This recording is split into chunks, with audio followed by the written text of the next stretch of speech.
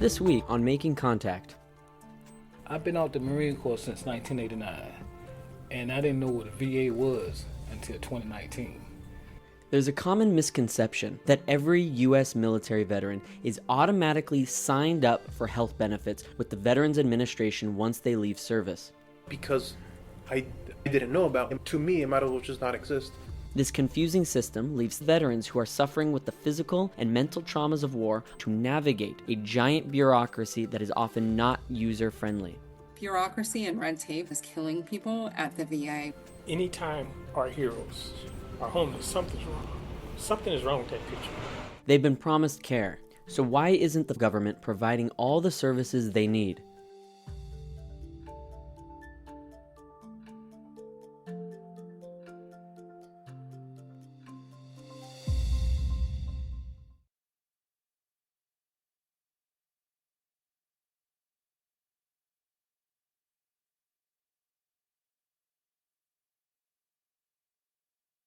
Host Casey J. Adler. The United States military has more than 16 million veterans. They've been promised care, so why isn't the federal government providing all the services they need? There's a common misconception that every U.S. military veteran is automatically signed up for health benefits with the Veterans Administration once they leave service. Military personnel who have served in active duty for at least 24 continuous months are eligible for healthcare and other benefits from the VA, such as education assistance and workforce training. But there's a catch.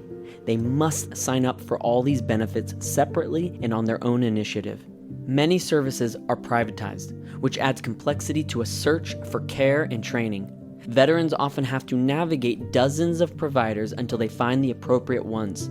This confusing system leaves thousands of veterans who are suffering with the physical and mental traumas of war unaware of the help that is available to them, sometimes with tragic consequences. We interviewed over a dozen U.S. military veterans for this show and heard a range of opinions on the quality of VA care and outreach efforts. What they all pretty much agreed on is that the transition of care from the Department of Defense, which takes care of active service members, to the Department of Veterans Affairs, or the VA, leaves newly minted veterans on their own to navigate a giant bureaucracy that is often not user-friendly. In recent years, there has been some improvement in accessibility and accountability at the VA. Increased outreach has led to a 56% reduction in the number of unhoused veterans in America since 2010. Nonetheless, it is estimated that more than 34,000 U.S. veterans are currently experiencing homelessness. One of the veterans we spoke with is Mike Preisner, the executive director of the Center on Conscience and War. He enlisted in the Army at age 17 and participated in the 2003 invasion of Iraq. People work at the VA with a deep commitment to veterans and to serving our community, which is underserved. The problems that exist come from the top. From understaffing of the VA, poorly financing the VA, finding solutions in privatization, outsourcing care, rather than making the VA fully staffed with the people that it needs to meet appointments. And so while there are a vast amount of resources that exist kind of on paper, it can become very difficult and confusing for veterans who get out to access it. And so I would say that those who work at the VA, yes, they care about the mental health of veterans. The politicians could care less. A big issue is mental health care in the military. And throughout the war on terror, there were many scandals around how service members who were trying to access mental health care were blocked from doing so in order to keep up the deployment tempo. And so people who were going in with claims of post-traumatic stress disorder were told, this is a pre-existing condition, you have to continue to deploy. And there were many struggles around these scandals of base command kind of telling the psychologist, hey, let's keep these people deployable. And so there's been a broken system within the military for a long time around mental health that once these people get out into the VA, there's already a lot of things that could have prevented before they get to that point. But outside of people who have been to combat, I mean, a lot of these suicides are people that have never deployed. I think a big reason is the military preys on people who don't have a lot of hope about the future and their own future, who are trying to escape difficult life situations, which those are the types of things that increase your risk of mental health issues and, of course, of suicide. So they target these people with all these promises of a better life going into the military. They go into the military and they don't get a better life. They come out of the military and they're not any more set up for life after the military as they were before they went. It ended up not being a solution to the things that the recruiter promised they would be solutions for. And so, the military was, in a way, for a lot of people, was an attempt to keep going and to find some hope and brightness in their future, and it kind of backfired on them and they ended up in worse shape. Whether or not these people went on deployments, the military tends to be that experience for quite a lot of people. This episode is trying to answer the question, does the U.S. military care about its veterans? Afghanistan War Army combat veteran Zu Jernstadt says the system failed her at every step. I joined when I was 19 years old, and I was getting myself out of a violent situation where I didn't really see another choice. They offered me $25,000 to leave within 2 weeks, which was the most money I had ever heard of. So it was an opportunity for me to get out of the bad situation I was in. What is the experience of soldiers after they leave service? Well, this can vary based on what area you're in and what veterans hospital you're near. For my personal experience, it took me years to get my rating for them to say that they did anything wrong to me, and I had to fight it going back over and over again. They also cut my medications off without warning because they'd lose the provider, and have done so many things that made it very difficult to stay on my health plan. And if you're working to make yourself better and heal, they've just done a lot to pretty much throw a wrench in it. During COVID in 2020, my landlord sold my house in Phoenix without telling me. I had 30 days and I didn't have any money saved, so I became homeless. So I put all my stuff in a storage unit and moved into my truck, and I went to the VA, and they didn't have any help for me because of my disability rating. They said I made too much money. So I had to live in my truck for 3 months, staying in hotels and saving up so I had enough for a deposit so that I could move back into a place. My story isn't uncommon for COVID, but there's many other veterans who don't have the support that I had from family. There's people who have no safety net whatsoever, that once they lose their home, it's really, really hard to get back into a place. People fall through the cracks all the time. The Phoenix VA, where I was being treated, famously got in trouble because they put a time limit on how long a veteran could wait for one of their appointments. And they were making the appointments and then deleting them so that it would show to their bosses that they made it. It ended up with a veteran going to the VA and shooting himself in the head on the VA grounds. They put up a billboard that said the VA is lying, vets are dying, because of how bad it was and how much it affected veterans. A big problem is a lot of veterans are not enrolled in the VA, and that's a huge problem with suicide rate as well.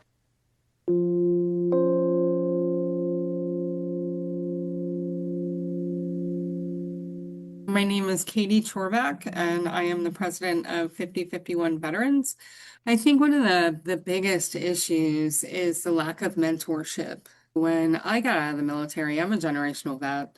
So my dad took me directly to the VA and had me immediately go ahead and register because he knew the utility of it. There's a myriad of veterans that don't even know how to register at the VA, what you're supposed to bring, what exact benefits there are.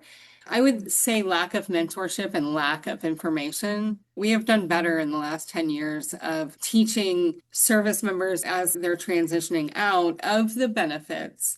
But there is no follow-up, right? When you live every day with somebody telling you where to be, what time to be there, what uniform to be in, what you're doing, and then you transition to nobody exactly telling you. So you're just waiting in the wings, traveling through life and hoping that somebody is going to help you. Are veterans not automatically enrolled in their benefits? No, absolutely not. You have to show up at the VA facility with your DD-214. You have to sit there and fill out all the paperwork. And then that means you're enrolled in the system, but that's just for healthcare, right? And healthcare, educational benefits, vastly different. If you want to go to school, you have to present yourself to a university or a college and go through that process. I've been in advocacy for over a decade. I feel like the Veterans Administration makes it extremely difficult so that more of us don't get the care we need. to take care of us is expensive, right? But I think the administration, no matter who's in office, the heads of the VA can do a lot better of capturing veterans that fall through the cracks. They know our names.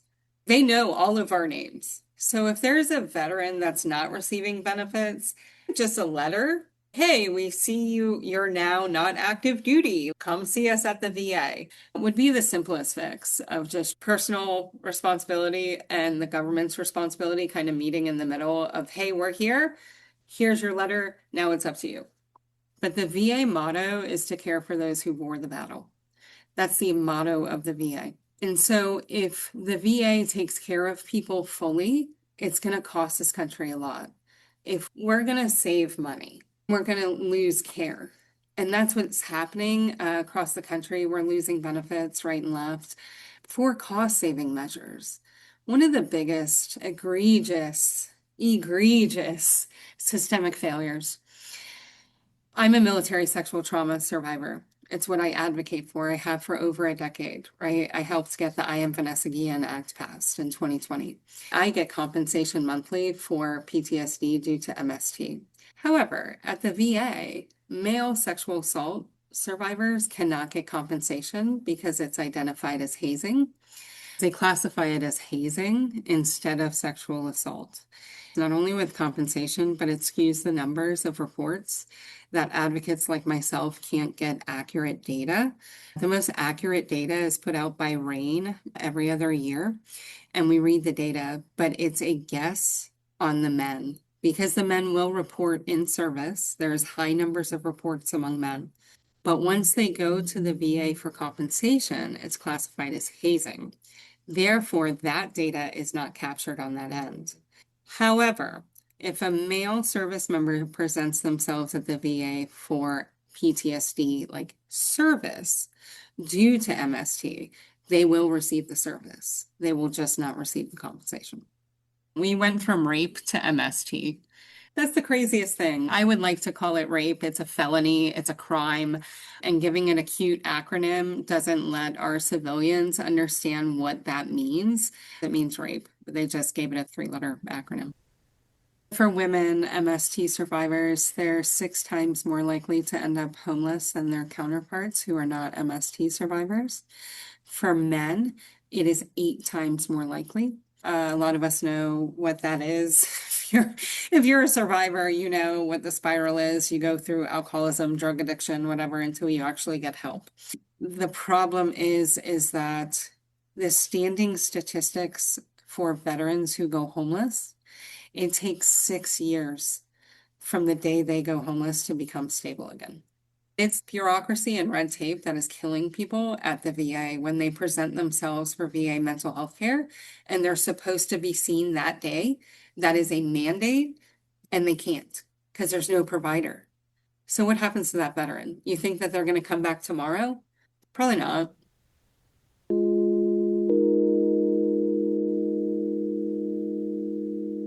You're listening to Making Contact. We'll be right back. We're jumping in to remind you that you're listening to Making Contact, now being produced by Pacifica Radio. If you like today's show and want more information, visit our website, kpfk.org/makingcontact.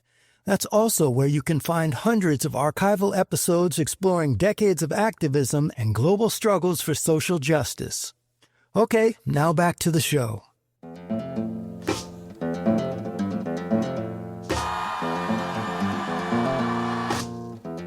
Making contact. Making contact.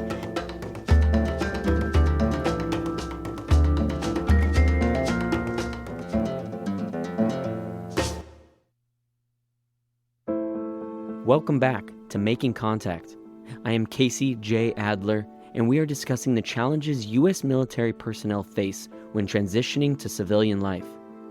The veteran you're about to hear from is Jimmy Perez, who served 12 years in the Army and deployed to the Second Gulf War in Iraq. Coming out of the service, I applied for disability, and it took 5 years to get my full pension.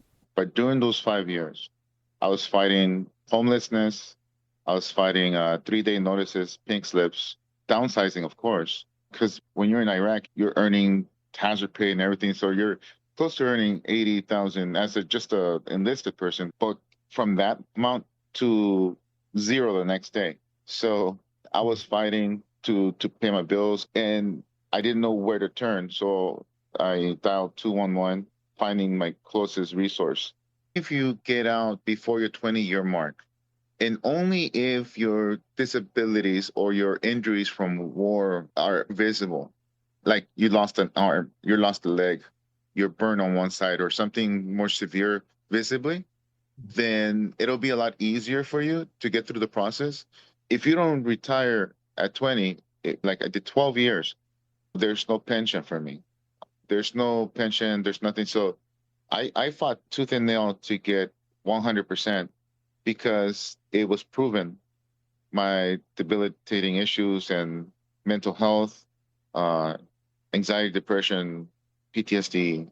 I had a head trauma, eye issues, osteoarthritis in the whole spine, torn ligaments, slip disc. That you don't see. You have to get scanned and get proven. I served in 2010 and 11 in Iraq. Coming out is the same as any other veteran, for what I heard, from Vietnam to now current. It's almost the same. We all suffer some sort of PTSD, whether if it's from anxiety, depression, night terrors, anything. And I dealt with it all. Personally, I dealt with it, and I had suicidal ideations. I had to learn even what an ideation was for the VA to understand me. Practically every year, I heard of a veteran or a soldier that I know, personal, that passed away from suicide, from mental health. It was almost every year, and it was so debilitating for me that I started suffering my own mental health. And the fact that I had my own loss with my now ex-wife, she and I suffered a great loss. A stillborn baby girl. I had to bury my PTSD. I had to put it in the back burner to deal with hers. So I'm not explosive. I'm a pretty calm demeanor type of person, but I was boiling inside. I was suffering. I was tearing me apart. It was like a volcano eruption for me. So I went in person at the VRCs, Veteran Resource Centers, to get representation, or I was going in those lines just to find hope. And when I don't get it, it got added to me of like depression, or trying to find other ways to feed my family, or even if I'm not here alive, you know. That was my ideations every year. And it wasn't getting better. The military trains you to be the best of the best in the world. We're supposed to, without even hearing and ask, we have to go into the fire and help. We got trained to have that pride, rightfully so, right? And once we're out, we still have that pride. But that pride, we're supposed to be the help. Now, getting out of service, they don't tell us that we're supposed to ask for help now. We're supposed to ask for help. We don't even know what that is. We don't know what asking for help is. We're too busy fighting our own war in our head at the same time, thinking that we can take care of our own issues on our own, because we get trained to be the best of the best, do the impossible. If we can do that, we can help ourselves. The problem is not, organizations are not coming to you, or the military is not coming to you after the military. Even the hospital, the VA hospitals or clinics, they're not coming to you. You have to get out of your bed. You have to get out of the door to seek something that you don't even know where to start. It took 5 years to get my fully pension out, and it took over 10 years to get better mentally in my health. Going to the VA, by talking to counseling, different type of counseling, creating friendships where I go and building communities.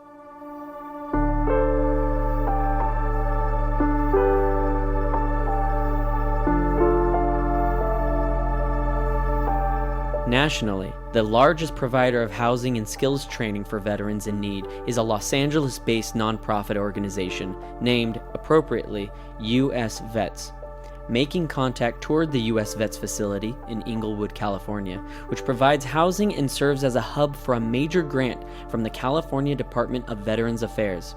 As a former student dormitory, it has over 600 beds for transitional and permanent housing. The vets share the housing tower with civilians in this heavily developed area near LAX airport. Program participants are given 3 square meals a day and resources including job training, a mental health care professional on site, a VA office on site, and regular check-ins by staff. I've been out the Marine Corps since 1989, and I didn't know what a VA was until 2019. My name is Sam Corbett. My connection to U.S.VETS came in August of 2021. What led me to U.S.VETS was my drug addiction. I was staying with my sister in Gardena, ran into a little situation. I had to move out, didn't want to be on the streets. And at the time, I was like, no, I'm not going to no transition housing. But once I got in the situation, I was pretty much forced to come here. And I'm glad that I made the decision because it changed everything. Because I really didn't know what to expect. My whole idea of coming here was to get housing, but a lot more took place. It helped me along with my drug addiction. It helped me grow as a person. U.S.VETS has done great things for me in my life in the times that I've been here. And even after I leave again, I will always be part of the family.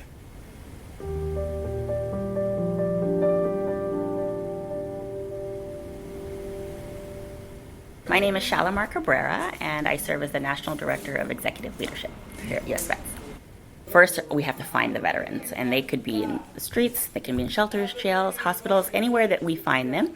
Outreach's job is to refer them into one of our appropriate programs, and we have several. So we have a transitional housing program. Right now, our average is about 55, 60 days before they move out to their own permanent housing. And while they're in transitional housing, our role is to create the conditions for them to succeed, but also for them to sort of practice what it's going to be when they're living on their own. So we're providing round-the-clock residential assistance. We're meeting all their basic needs, 3 meals a day, clothing, hygiene items. But we're also providing them with life skills training, classes, support groups, connection. They all have a case manager, and we also have our own clinical therapist on site. We're also addressing their behavioral health needs. We're doing classes such as money management, how to maintain your jobs, all with the intention of whatever their pathway is to permanent housing, we want to help create the condition for them to succeed on that pathway. And then move to permanent housing, and even then, we have a team of aftercare case managers that will still connect with them while they're in housing to make sure that they're able to do it on their own so they don't recur back to homelessness again. The person they were when they went in has now changed when they come out. The service, the support that they need is also different. And they've never experienced something like this before. And it doesn't often go immediately from discharge to homelessness. Sometimes it can take years for a veteran to realize this has become really hard. I haven't held a stable job in years. I am not able to sleep. I don't have my support system anymore, right? Not all of the veterans we serve were in combat or saw combat, but that can add additional trauma to it. My name is Charles Gonzalez, and I was in the Army, and I was a 91 Mike, a Bradley fighting vehicle mechanic.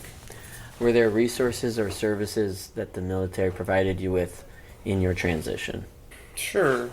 They weren't very talked about.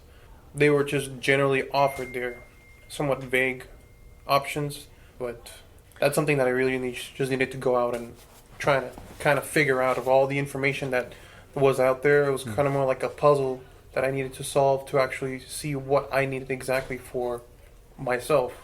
One of the resources that I found was U.S.VETS. When I was just desperately calling anyone, I called 211. Thankfully, they tipped me off on that. They told me about U.S.VETS, and then I called them, and then they helped me out as best they could. But I wish I would have known about U.S.VETS earlier. The people here that run this place, they run it as best as they can, and they do it with actual good intentions. What was your mindset like when you first got out of the military? Unresolved, what's called, I guess, emotional, sentimental hardship still in me, and mentally I wasn't all there. So I felt, even though I shouldn't have listened at all to that feeling, that I was still ill-prepared to do whatever I needed to do here in the civilian world. And that feeling is still a residue, still there. The last part that I lacked, that I wished when I had that transition to someone that said, hey man, how are you? Are you alright? Are you good? What's your plan? If you need anything, or if you're gonna do this, we're gonna do that, here's this number, here's this person, here's this person. I'm sure there was that resource, but because I didn't know about, to me, it might as well just not exist.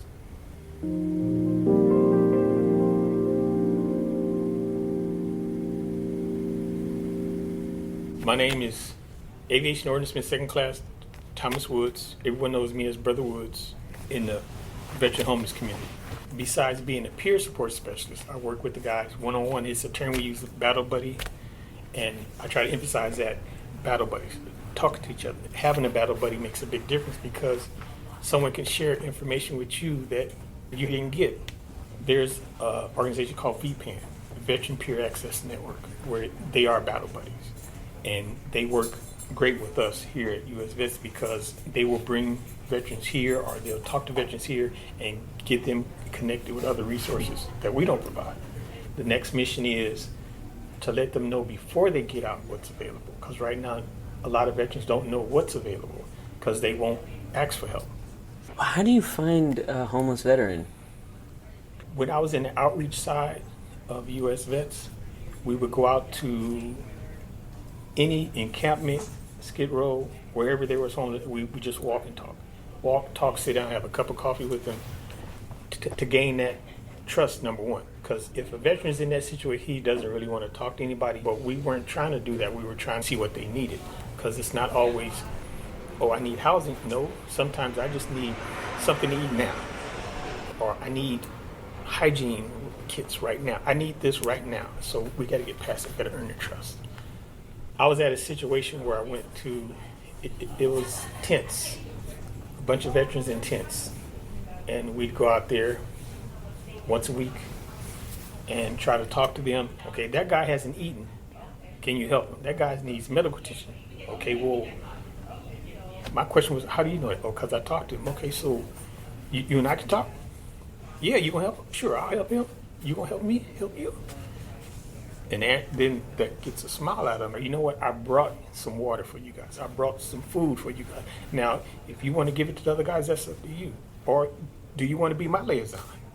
Do you want to say, hey, Brother Woods, I need some toothpaste, some toiletries, I need some water. Okay, here you go. Now you're the liaison out there. Now I need to get you in here so you can help more people. It's hard when you have somebody that could barely walk and got a lot of different problems, but they don't even go to the VA for that because there is nobody talking to them about it. That is another veteran most of the time. Anytime our heroes are homeless, something's wrong. Something is wrong with that picture.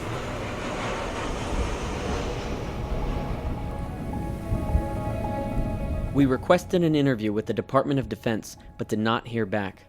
Thank you for listening. That does it for today's show.